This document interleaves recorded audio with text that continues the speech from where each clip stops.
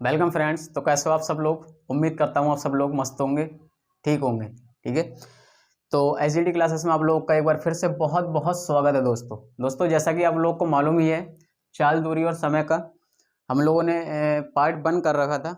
आज हम उसी का कुछ क्वेश्चन रह गए थे, तो हम उसको पार्ट 2 में कन्वर्ट करते हुए इसका पार्ट 2 आज लेकर आया हूँ आप लोग के सामने।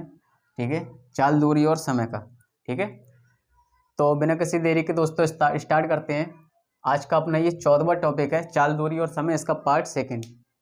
तो चलते हैं बिना किसी देरी के क्वेश्चन फर्स्ट की तरफ। हमारा पहला क्वेश्चन है दोस्तों, हमारा पहला क्वेश्चन है कि दिया एक कार 2 घंटे में 80 किलोमीटर की यात्रा करती है। ठीक है, तथा एक रेलगाड़ी 3 घंटे में 180 किलोमीटर की यात्रा करती है। तो दोनों की चालों का अनुपात ज्ञात करो। अनुपात ज्ञात करने के लिए पहले हमें दोनों की चालें पता होनी चाहिए।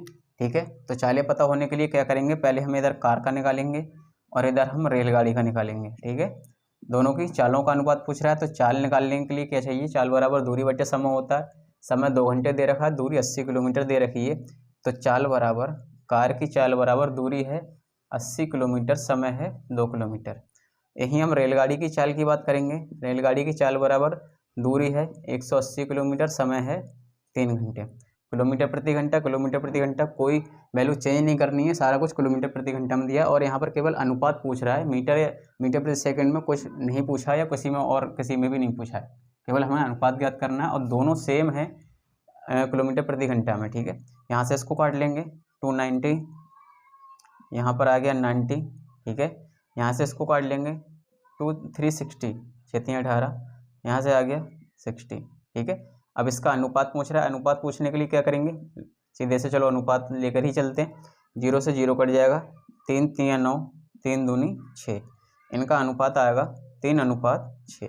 ठीक है, बहुत ही इजी क्वेश्चन था। टॉपिक स्टार्ट करा है आज, सेकंड पार्ट इसका स्टार्ट करा है, इसलिए एक इजी टॉपिक, इजी क्वेश्चन मैंने आपको पहले कराया। ठीक है, चलते हैं अगले क्वेश्चन की तरफ दोस्तों। हमारा अगला क्वेश्चन है, कोई रेलगाड़ी अपनी स्वयं की चाल की 7/11 चाल से चलकर, मतलब उसकी जो स्वयं की चाल थी उसका भी 7/11 चाल से चलकर किसी स्थान पर 22 घंटे में पहुंचती है।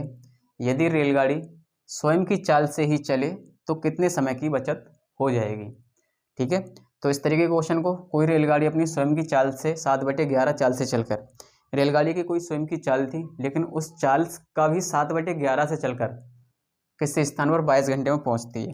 ठीक है, तो इसको हम किस तरीके से करते हैं, मतलब वर्तमान और स्वयं। ठीक है, स्वयं का 7/11 चाल से चलकर, समझिए आप लोग, मतलब स्वयं की एक्यूरेट जो चाल थी उसका भी 7/11 चाल से चलकर जब वो वर्तमान में चलेगी, तो इसमें वर्तमान चाल और स्वयं की चाल को किस तरीके से निकालेंगे, वही सेम जो हम लास्ट पिछले 4-5 टॉपिक से करते चले आ रहे हैं। ठीक है, स्वयं की चाल का एक वर्तमान चाल होती है और एक वास्तविक चाल होती है। ठीक है, एक वर्तमान चाल होती है, एक वर्तमान चाल होती है और एक वास्तविक चाल होती है। कभी कभी अगर वास्तविक देते तो आप लोगों को कन्फ्यूज नहीं होना है, एक वर्तमान चाल और एक वास्तविक चाल। वर्तमान चाल मतलब मौजूदा समय में जो चाल चली जा रही है उसे वर्तमान चाल कहते हैं, और वास्तविक चाल मतलब एक्यूरेट उसकी जो चाल पहले थी। ठीक है, जो चाल पहले थी। वर्तमान और वास्तविक का यही मतलब होता है। वर्तमान चाल मतलब मौजूदा समय में जिस चाल से स्पीड से वो चल रहा है, और वास्तविक चाल मतलब जो चाल उसकी वास्तव में थी। ठीक है, तो इसको हम स्वयं की जगह वास्तविक चाल भी कर सकते हैं, जैसे कि इस तरीके से भी कर सकते हैं इसको, वर्तमान चाल वास्तविक चाल की। ठीक है, कहीं कहीं ऐसा भी दे देगा आप लोगों को, तो आप लोगों को कन्फ्यूजन में नहीं पड़ना है। वास्तविक चाल की 7/11 थी, तो वर्तमान में 7 चाल से चल रहा है, और वास्तविक मतलब उसकी 11। मान लिया ऐसे करके, मान लें 11 किलोमीटर प्रति घंटा कोई वास्तविक चाल थी उसकी, लेकिन वर्तमान में वो 7 किलोमीटर प्रति घंटा की चाल से चल रहा है।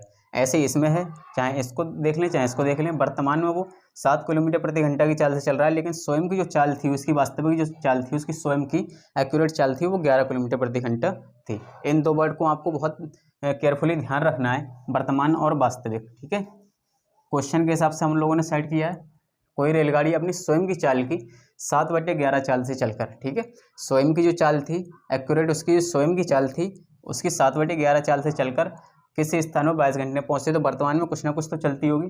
ठीक है, उसी हिसाब से तो इसको हम कर लेते हैं, क्या करना है हम लोग को इसमें, वर्तमान चाल और वास्तविक चाल।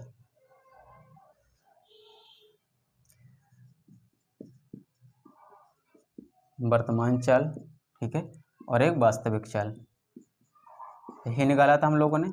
वर्तमान में किस स्पीड से चल रही है, 7 किलोमीटर प्रति घंटा की, मान लिया किलोमीटर प्रति घंटा दिया नहीं है, लेकिन हम अपनी तरफ से मान लिया 7 किलोमीटर प्रति घंटा की चाल से चल रही है, लेकिन एक्यूरेट उसकी चाल क्या थी, 11 किलोमीटर प्रति घंटा, ठीक है। ये तो हो गया उसका चाल, ये तो हो गई उसकी चाल। लेकिन अब आपको एक लास्ट वीडियो में मैंने आपको कराया है लेक्चर फर्स्ट में कि चालों का अनुपात जो होता है वो समय के विपरीत होता है, मैंने आपको कराया था, ठीक है। चालें जो होती हैं वो समय के विपरीत होती है, चाल और समय एक दूसरे के विपरीत होते हैं, इस तरीके से कराया था, ठीक है। विपरीत कैसे होते हैं, अगर कोई व्यक्ति अभी 10 किलोमीटर प्रति घंटा की चाल से 200 किलोमीटर की दूरी तय कर रहा है, अगर वो अपनी चाल 15 किलोमीटर प्रति घंटा कर देगा तो वो दूरी अगर कोई व्यक्ति 10 किलोमीटर प्रति घंटा की चाल से 200 किलोमीटर की दूरी 10 सेकंड में तय कर रहा है मान लिया, तो कोई व्यक्ति अब अपनी चाल बढ़ा दे 15 किलोमीटर प्रति घंटा कर दिया, तो वही दूरी 10 सेकंड से पहले तय कर लेगा, ठीक है। इसलिए चाल और समय एक दूसरे के विपरीत होते हैं, तो समय जब चाल का अनुपात 7:11 है तो समय का अनुपात 11:7 हो जाएगा, ठीक है। इसकी ज़रूरत हमें क्यों पड़ी, इसकी ज़रूरत हमें इसलिए पड़ी कि 7/11 चाल से चलकर किसी स्थान पर 22 घंटे में पहुंचती है, ठीक है, इसलिए हमें समय की ज़रूरत पड़ी, ठीक है। क्या बोला, रेलगाड़ी स्वयं की चाल की 7/11 चाल से चलकर, वास्तविक चाल उसकी इतनी थी, स्वयं की वर्तमान चाल से चली थी, तो वर्तमान चाल उसकी 7 चल रहा था, और चाल से चलकर किसी स्थान पर 22 घंटे में पहुंचती है, तो उसको 11 घंटे का समय लगा होगा, ठीक है, समय 11 घंटे का लगा होगा।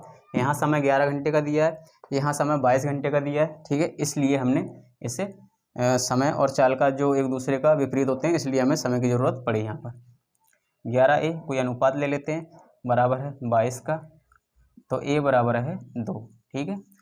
अब देख लेते हैं क्या पूछ रहा है, यदि रेलगाड़ी स्वयं की चाल से ही चले तो कितने समय की बचत होगी, ठीक है। ये तो वर्तमान चाल है और ये वास्तविक चाल है। अब अगर वो स्वयं की ही चाल से चले तो कितने समय की बचत होगी, बचत करने के लिए इन समय का जो भी टोटल समय लगा था उसको निकाल लेंगे, 1:1 के बराबर है, तो 11 × 2 ये हो गया 22, ठीक है, 22 घंटे, मान लिया घंटे की बात कर रहा है, और यहाँ पर 7 है, 7:2, 7 दूनी 14 घंटे, ठीक है। अब पूछ रहा है कितने समय की बचत हो जाएगी, समय की बचत के लिए 22 में से जब 14 घटा देंगे, ठीक है, 22 में से जब 14 घटा देंगे तो यहाँ हमारा कितना बचेगा, 14, 8 4 12, 8 घंटे की आपकी सीधे सीधे बचत हो जाएगी, ठीक है। ये इसका राइट आंसर होगा, ठीक है। कोई मतलब हार्ड भी क्वेश्चन है कह सकते हैं इसे, लेकिन लेंथी भी है, और इसको लेकिन वर्तमान चाल और वास्तविक चाल में कन्वर्ट करने के बाद में जब विपरीत समय और चाल एक दूसरे के विपरीत होते हैं, ठीक है, समय की ज़रूरत हमें इसलिए पड़ी क्योंकि यहाँ पर 22 घंटे का समय दे रखा है, ठीक है। किसी स्थान पर 22 घंटे में पहुँचती है, स्वयं की चाल की 7/11 चाल से चलकर, वास्तविक जो चाल थी मतलब स्वयं की जो चाल थी वो 11 थी, लेकिन अभी वो 7 की चाल से चल रहा है, चलकर किसी स्थान पर 22 घंटे पहुँचती है। जब 7 की चाल से चल रहा था तो समय लगा था 11, ठीक है, जब 7 की चाल से चल रहा था तो समय लगा था 11 किलोमीटर, ऐसा ही तो है। जब 11 की चाल से चल रहा था तो समय लगा था 7 किलोमीटर, समय लगा था 7 घंटे, ठीक है। तो 11, और ये इसकी ज़रूरत हमें इसलिए पड़ी क्योंकि समय हमारा यहाँ पर 11 किलोमीटर प्रति घंटा दिया और यहाँ पर 22 घंटे दिया है, ठीक है। यहाँ 11 घंटे दिया, यहाँ 22 घंटे दिया, इसको बराबर रख देंगे, बात तो वही है, इसलिए वहाँ से हमने निकाल लिया। टोटल अगर ज़रूरत पड़ेगी, पूछ रहा है यदि रेलगाड़ी स्वयं की चाल से ही चले तो कितने समय की बचत हो जाएगी। अब रेलगाड़ी अगर स्वयं की ही चाल से चले, ठीक है, ये तो वर्तमान चाल थी, ये वास्तविक चाल थी, ठीक है। वास्तविक चाल 11 दूनी 22, ये तो एक्यूरेट वो चाल थी जिससे रेलगाड़ी चलना स्वयं की जो चाल थी उससे, लेकिन अब वो स्वयं की चाल की 7/11 चाल से चल रही थी, तो 7 से इसको मल्टीप्लाई कर देंगे, दोनों की वैल्यू निकाल ली और इनका अंतर 8 घंटे, मतलब 8 घंटे की बचत हो जाएगी, ठीक है। बहुत ही बढ़िया क्वेश्चन है दोस्तों, बिना किसी देरी के चलते हैं अगले क्वेश्चन की तरफ। दोस्तों अगला क्वेश्चन है हमारा, कोई व्यक्ति अपनी यात्रा की 3/4 दूरी बस से, 1/6 दूरी रिक्शा से तथा शेष 2 किलोमीटर पैदल चलता है, उस व्यक्ति द्वारा तय की गई दूरी ज्ञात कीजिए, ठीक है। इसको हम क्या करेंगे, अब पहले क्या पूछ रहा है, कोई व्यक्ति अपनी यात्रा का 3/4 दूरी बस से तय करता है, 3/4 तो उसने बस से तय की और 1/6 उसने रिक्शा से तय की। पहले क्यों ना हम इसी को जोड़ लें, ठीक है। 3/4 बस से तय की, 1/6 रिक्शा से तय की, तथा शेष 2 किलोमीटर पैदल चलता है। शेष 2 किलोमीटर पैदल चलता है। तो ये तो थी इसकी बस से, और ये थी दूरी इसकी रिक्शा से, ठीक है। अगर हम इसको 1 से घटा दें पूरी इक्वेशन को, ठीक है, तो शेष जो 2 किलोमीटर की दूरी थी जो पैदल चल रहा था उसका मतलब पता लग जाएगा हमें शेष कितनी दूरी पैदल चल रहा था, ठीक है। आप ऐसे करके समझें। कोई भी संख्या होती है, अगर कोई संख्या तिहाई हुई तो इसका अगला भाग निकालने के लिए हम क्या करते थे, कोई संख्या अपने आप में 1 होती है, ठीक है, इसको 1 से घटा दिया करते थे। 4 में से 4 एकम 4 में से 3 गया, 1/4, ठीक है, यही निकलता था। और अगर हम इस दोनों को जोड़कर देखें तो 3/4 प्लस 1/4, ठीक है, तो 4/4 संख्या 1 निकल कर आ जाती है, ठीक है। इस तरीके से हम संख्या निकालते थे। ये तो आप लोग जानते होंगे अच्छे से। तो वही स्कीम मैं इसमें लागू करने वाला हूँ।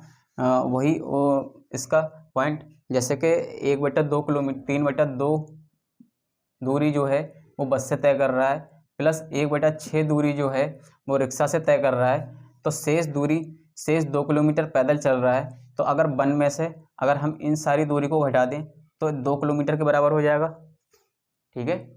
समझने की बात है, शेष 2 किलोमीटर जो पैदल चल रहा है वो शेष 2 किलोमीटर वही तो आएगा जो अगर 1 में से हम इसको घटा दें और इस तरीके से हम, तो वो 2 किलोमीटर के बराबर हो जाएगा, ठीक है। तो अब यहाँ से हम दूरी निकाल लेते हैं, यहाँ से इसको हल कर लेते हैं। 1 माइनस इसको सॉल्व किया, इसका 12 एलसीएम आ जाएगा। 4 तियाँ 3 तियाँ 9 प्लस 6 दूनी 2 एकम 2। ये कितना आ गया हमारा, 1 माइनस 9 2 11/12, 1 माइनस 11/12। इसको जब सॉल्व करेंगे 12 एकम 12 में से 11 जाएगा 1/12, ठीक है। टोटल 12 भाग है, उसकी यात्रा का टोटल 12 भाग है। उसमें से एक भाग जो है वो पैदल चला है जो कि 2 किलोमीटर है, ठीक है। तो एक भाग बराबर हो गया 2 किलोमीटर के, ठीक है। क्वेश्चन कह रहा है हमने 1 में से, आप फिर से देखें, 3/4 दूरी बस से चला, 1/6 दूरी रिक्शा से चला। इस टोटल दूरी को अगर हम 1 में से घटा दें तो शेष दूरी निकल आएगी जो कि 2 किलोमीटर है, वो पैदल चलता है, ठीक है। तो वही किया हमने, 1/12 हमारी वो भिन्न इसमें हमारी आई।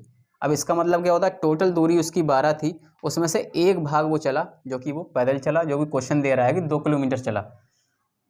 तो एक भाग बराबर हो गया 2 किलोमीटर के, ठीक है। उस व्यक्ति द्वारा तय की गई कुल यात्रा ज्ञात कीजिए। टोटल भाग है 12, तो 12 भाग चलेगा कितना, जब एक भाग 2 किलोमीटर है तो 12 भाग की गुणा 2 से करेंगे 24 किलोमीटर, ठीक है। यही हमारा राइट आंसर होगा, ठीक है। बहुत ही बढ़िया क्वेश्चन है, इसको बहुत ही आसानी से आप लोग समझ में आ गया होगा उम्मीद करता हूँ। लेकिन समझ ना आया हो तो आप इसको बार बार रिपीट करें, ठीक है, देखें और रिवीजन करें, आराम से समझ आ जाएगा, ठीक है। तो चलते हैं नेक्स्ट क्वेश्चन की तरफ। दोस्तों हमारा अगला क्वेश्चन है, कोई बस 3 किलोमीटर के 4 खंड, मतलब 3 किलोमीटर की जो दूरी है उसको उसके 4 खंड मतलब क्रमशः 10, 20, 30, 60 किलोमीटर प्रति घंटा की गति से पार करें। 3 किलोमीटर की कोई दूरियां हैं, जिसको पहले को 10 किलोमीटर प्रति घंटा की चाल से, दूसरी 20 किलोमीटर प्रति घंटा की चाल से, तीसरी 30 और चौथी 60 किलोमीटर प्रति घंटा की गति से पार करें तो बस की औसत गति ज्ञात करो। अब औसत गति ज्ञात करने के लिए औसत चाल बराबर औसत दूरी बटा औसत समय, ठीक है। और चाहे 2 खंड का पूछ ले, चाहे 3 का पूछ ले, चाहे 4 का पूछ ले, चाहे 5 का पूछ ले, सेम प्रोसेस वही रहता है। तो औसत वही हम क्वेश्चन ले चलते हैं। तो औसत चाल पूछ रहा है, ठीक है। औसत गति मतलब औसत चाल बराबर औसत दूरी।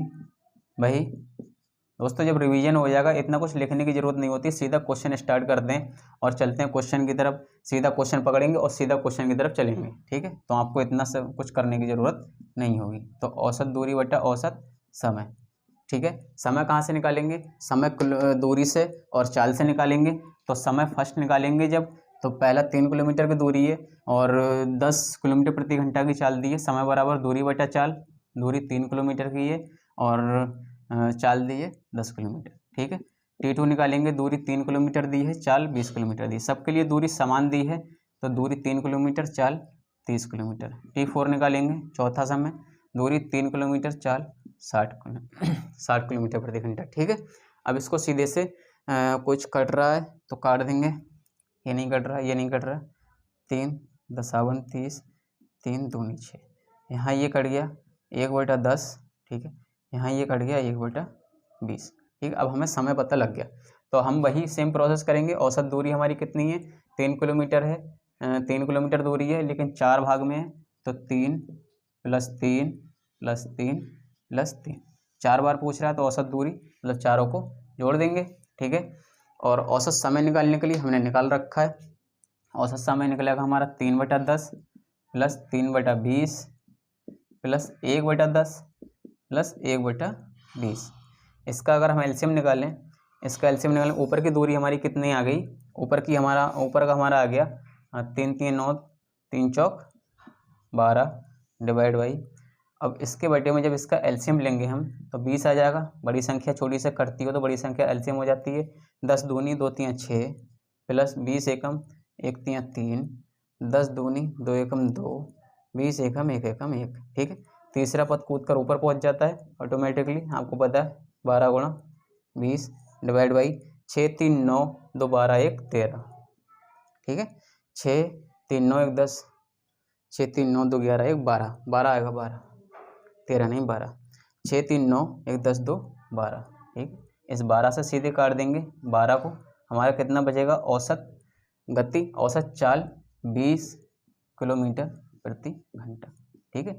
इस तरीके के क्वेश्चन में दोस्तों चाहे एक बार में दे दे, चाहे दो पोर्शन दे दे, चाहे 3 दे दे, चाहे 4 दे दे, चाहे 5 दे दे, चाहे 6 दे दे, कितने भी दे दे, औसत गति पूछेगा तो बस प्रोसेस यही है।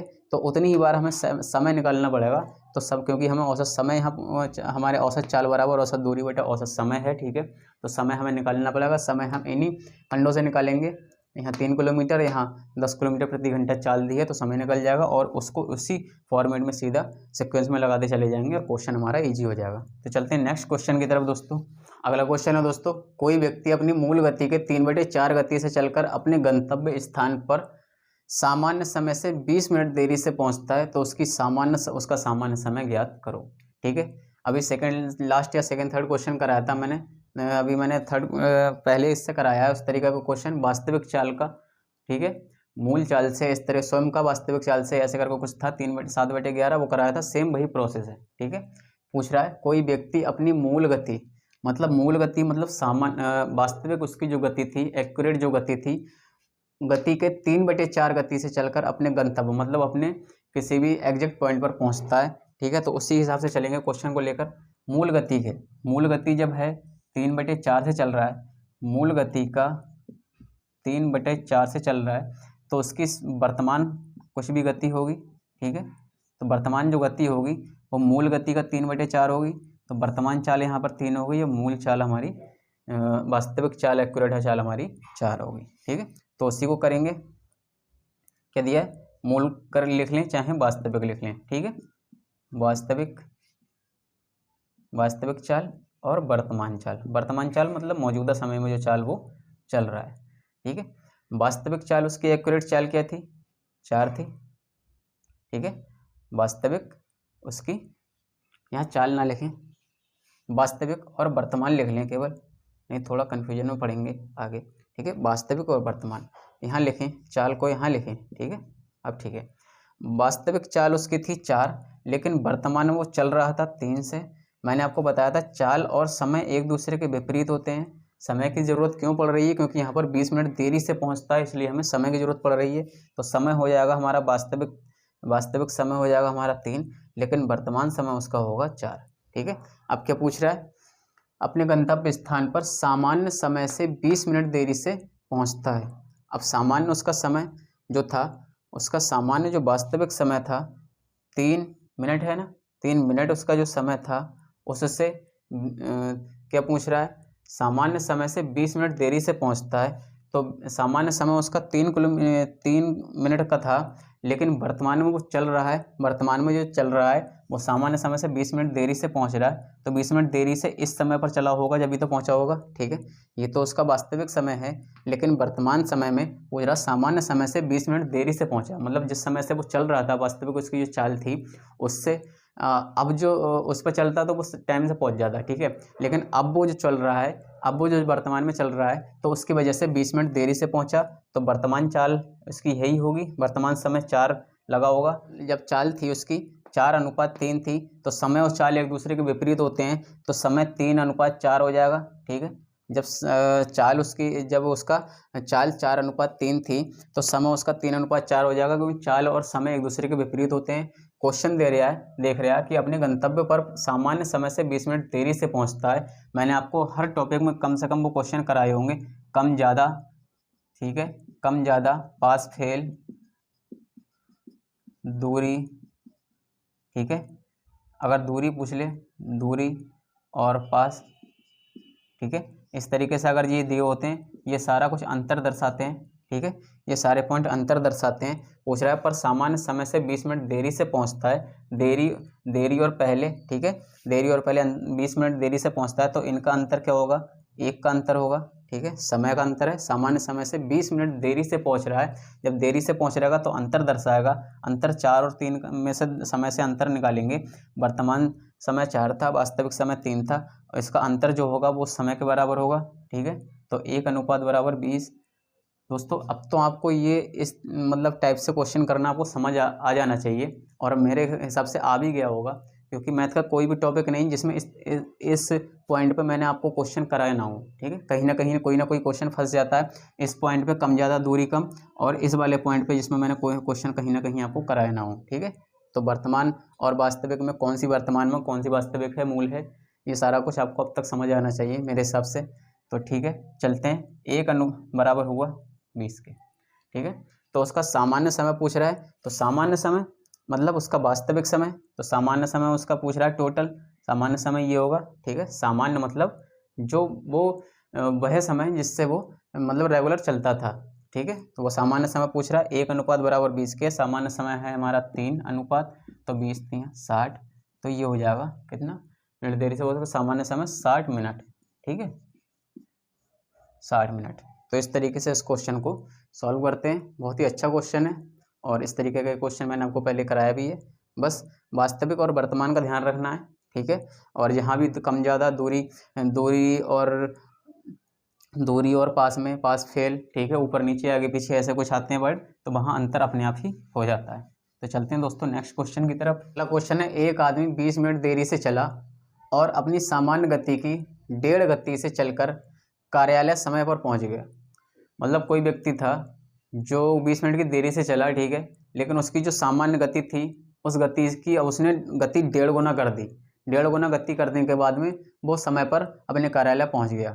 अब पूछ रहा है उस आदमी को, अगर वो अपनी सामान्य गति से ही चलता, अगर वो आदमी अपनी सामान्य गति से ही चलता, रेगुलर जिस गति से जाता था, तो कार्यालय पहुँचने में कितना समय लगता है, उस टाइम उसको कार्यालय पहुंचने में कितना समय लगता होगा। ठीक है, कहाँ से क्वेश्चन को पकड़ेंगे। एक आदमी 20 मिनट देरी से चला और अपनी सामान्य गति की 1.5 गति से, ठीक है, सामान्य गति की 1.5 गति से चला, सामान्य गति की 1.5 गति, 1.5 को पहले कन्वर्ट कर लेंगे, 1.5 यही तो होगा, 1 और आधा 1.5, इसको जब सिंपल करेंगे 3 एकम 2 एकम 2 1 3/2। ठीक है, ये हो गई उसकी मतलब चाल। ठीक है, 3/2 इस चाल से वो चला था। अब क्या पूछ रहा है, अपनी सामान्य गति से, तो एक तो होगा उसका वास्तविक, वही सेम प्रोसेस, एक तो होगा उसका वास्तविक, एक होगी उसकी वर्तमान। ठीक है, एक होगी उसकी वर्तमान। वर्तमान में वो किस गति से चला था, अब इसको निकाल लें यहाँ से, इसको इधर ही निकाल लेते हैं। वर्तमान गति तो निकालेंगे कुछ ना कुछ उसकी। ठीक है, वर्तमान सामान्य गति का 1.5 गति से चला था, जो उसकी वास्तविक गति थी।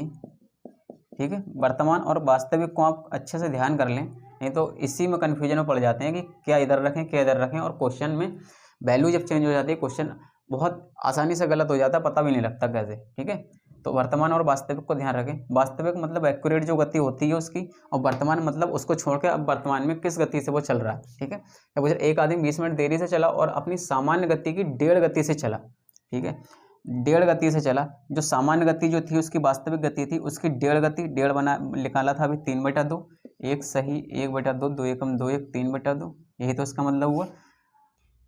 वो अपनी सामान्य गति मतलब जो वास्तविक उसकी गति थी, सामान्य गति जो उसकी थी, जो रेगुलर गति जो थी, उसका 3/4 गति से चला। ठीक है। तो यहाँ से वर्तमान और वास्तविक गति हमें पता लग गया किस तरीके से, ये वर्तमान है, ये वास्तविक है, ठीक है। इस तरीके से हम लोग निकालते थे। तो यहाँ पर हमारा चाल, यहाँ पर हम चाल निकालेंगे, वर्तमान चाल है हमारी 3, लेकिन वास्तविक चाल उसकी जो थी वो 2 थी, ठीक है। अब आप सीधे से समझ सकते हैं, क्योंकि पहले उसकी वास्तविक चाल 2 होगी, लेकिन वो 1.5 गति से चला, तो 2 का आधा 1 और 2 और 1 मिलाकर 3 हो गया, ठीक है। Confusion clear.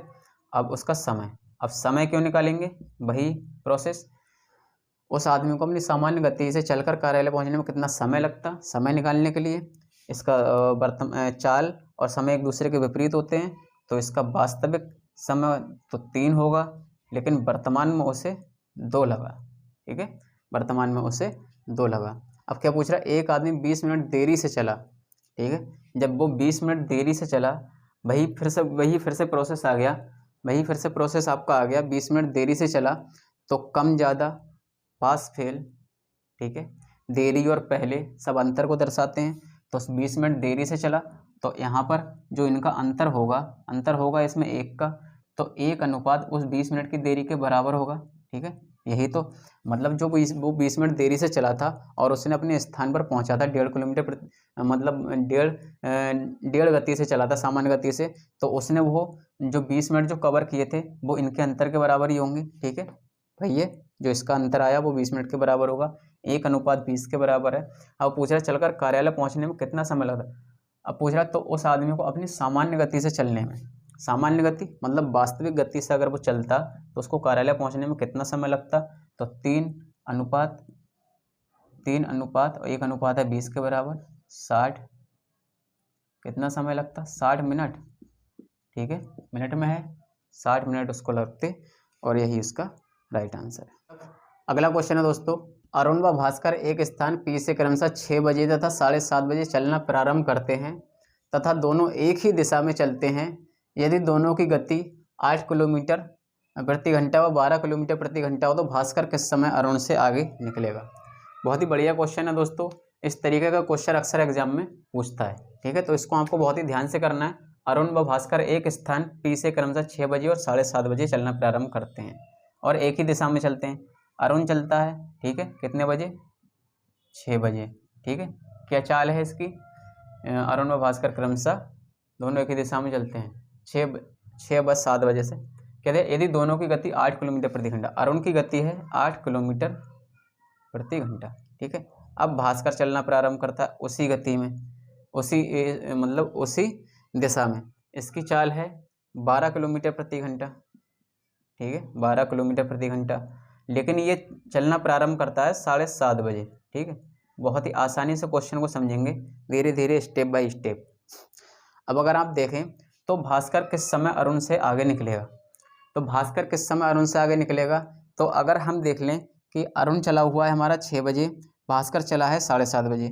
सबसे पहले तो समय पूछ रहा है किस समय अरुण से आगे निकलेगा, तो अगर हम अरुण की चाल निकाल दें, यहाँ से अरुण की चाल निकाल दें, मतलब अरुण को कितना समय लगा होगा, अरुण की चाल से वो समय निकाल दें हम, अरुण को कितना समय लगा होगा, ठीक है, इतनी दूरी तय करने में अगर वो हम समय निकाल दें, तो उस समय को अगर हम भास्कर के समय में जोड़ देंगे तो हमें पता लग जाएगा कि भास्कर किस टाइम अरुण से आगे निकलेगा, ठीक है। एक लॉजिकली आप सोचो कि भास्कर किस समय अरुण से आगे निकले, पूछा भास्कर किस समय अरुण से आगे निकलेगा, भास्कर अरुण से आगे कब निकलेगा, जब हमें पहले अरुण को मतलब समय पूछ रहा है, तो पहले हमें ये देखना पड़ेगा कि जो अरुण जो दौड़ चुका है 6 बजे से, उससे 1.5 घंटे पहले से दौड़ रहा है, वो कितने समय में मतलब कितने समय तक दौड़ चुका है, ठीक है, कितने समय तक दौड़ चुका होगा, उस समय को जब हम भास्कर के समय में जोड़ देंगे तो हमें पता लग जाएगा, ठीक है, कि इस समय अरुण वहाँ से भास्कर से आगे निकल जाएगा, ठीक है, क्योंकि वो 7:30 बजे दौड़ा हुआ है, ऐसा ही है। अब क्या करते हैं, अब इन दोनों का हम देखें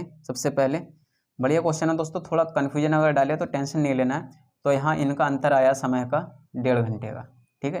1.5 घंटे को हम इस तरीके से लिख सकते हैं, 1 सही 1/2, ठीक है, इसको कन्वर्ट करेंगे 3/2 आ जाएगा, ये तो आ गया हमारा समय, ठीक है। अब अरुण 8 किलोमीटर प्रति घंटा की गति से 6 बजे से दौड़ रहा है, 8 किलोमीटर प्रति घंटा की गति तो है, लेकिन अब इसका समय नहीं पता। समय निकालने के लिए दूरी बराबर चाल गुणा समय, तो कितनी दूरी दौड़ चुका होगा, चाल है इतनी, और समय निकालने के लिए समय कितना है हमारा समय निकाल लिया हमने 3/2। तो हम अरुण की दूरी निकाल लें, ठीक है। कितनी दूरी, तब तक वो दौड़ चुका होगा क्योंकि वो 6 बजे से दौड़ रहा है, वो 7:30 बजे से दौड़ रहा है। जब ये 7:30 बजे जब दौड़ना शुरू करेगा तब तक अरुण कितनी दूरी दौड़ चुका होगा, तो वो समय जो भी होगा 1.5 घंटे का पहले का समय है, तो 1.5 घंटे को कन्वर्ट करा 3/2, तो इसकी दूरी निकाल लेंगे 4 गुणा समय। चाल है हमारा 8 किलोमीटर प्रति घंटा, समय हमारा 3/2, ठीक है। 2 चौक 8, 4 तियाँ 12, ठीक है। 12 किलोमीटर की दूरी, 12 किलोमीटर की दूरी जब वो तय कर चुका है, जब अरुण, तब भास्कर वहाँ से निकलना शुरू करेगा। यहाँ से दूरी निकल आई 12 किलोमीटर, मतलब 12 किलोमीटर की दूरी अरुण जब तक तय कर चुका है। अब यहाँ से भास्कर के लिए अगर निकालेंगे कि कितनी देर में मतलब वो उसको पकड़ेगा या उससे आगे निकल जाएगा, तो उसके लिए हमें चाल पता होनी चाहिए। भास्कर की चाल के लिए हम क्या करेंगे, अब इसको हटा देता हूँ 3/2 को। भास्कर की चाल के लिए आपको एक इम्पॉर्टेंट पॉइंट लिखना पड़ेगा।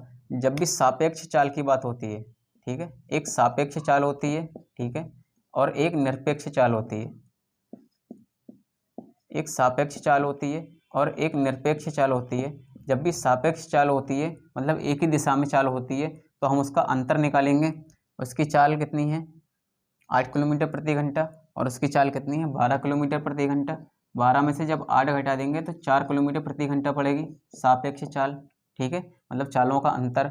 और निरपेक्ष चाल मतलब चालों का योग 12 + 8, 12 × 8 = 20 किलोमीटर प्रति घंटा। इसका यूँ ही आपको बहुत बार करना पड़ेगा।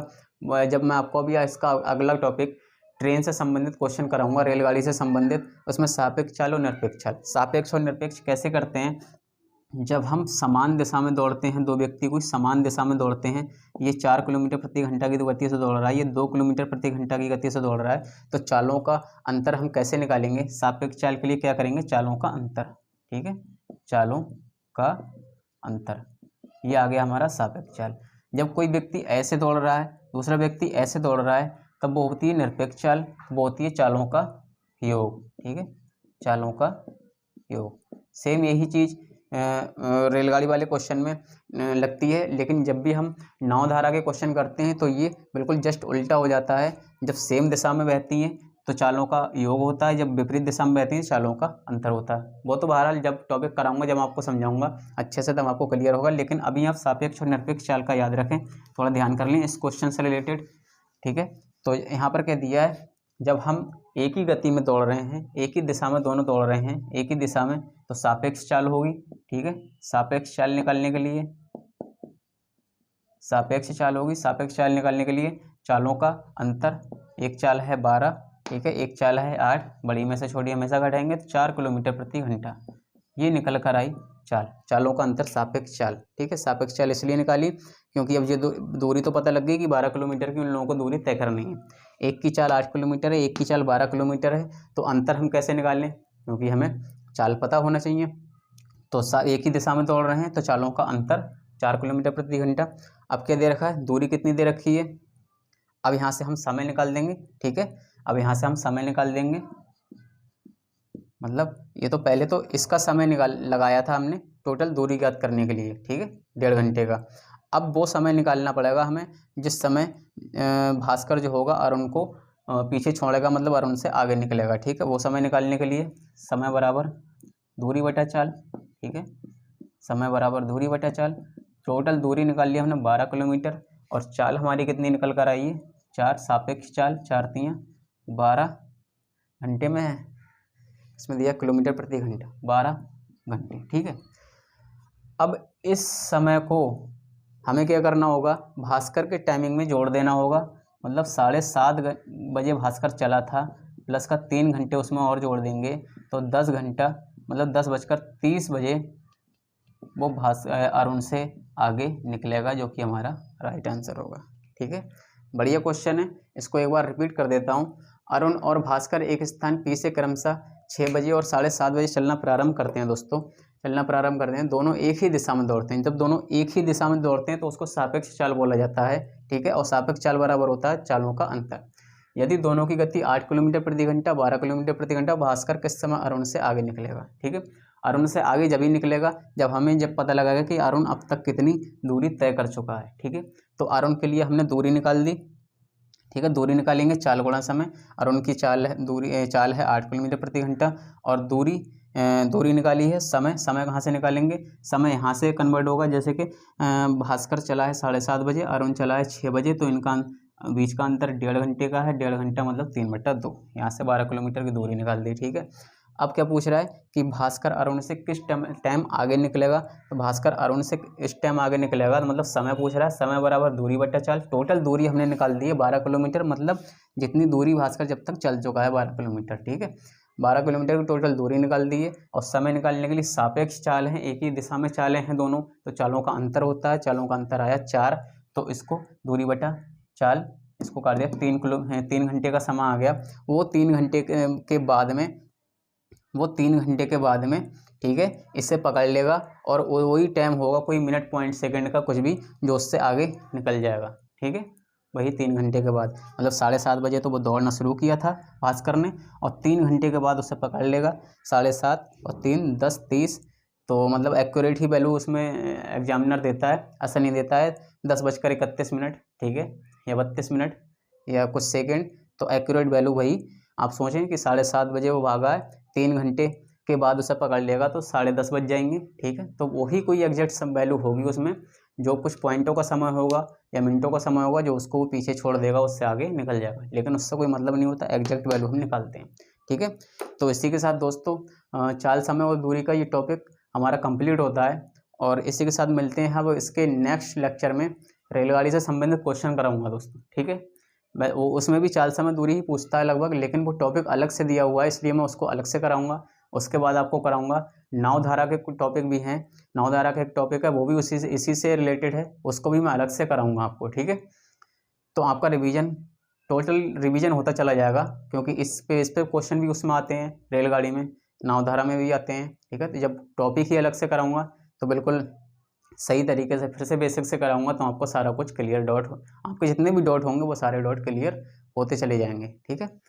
तो अगर दोस्तों आप चैनल पर नए हैं तो प्लीज़ चैनल को सब्सक्राइब करें, और अगर कंटेंट समझ में आता है, पसंद आता है, तो वीडियो को ज़्यादा से ज़्यादा शेयर करें दोस्तों। ठीक है। तो मिलते हैं नेक्स्ट वीडियो में अगले रेलगाड़ी से संबंधित क्वेश्चनों को लेकर, अगले नए टॉपिक के साथ। ठीक है। तब तक के लिए good bye and take care.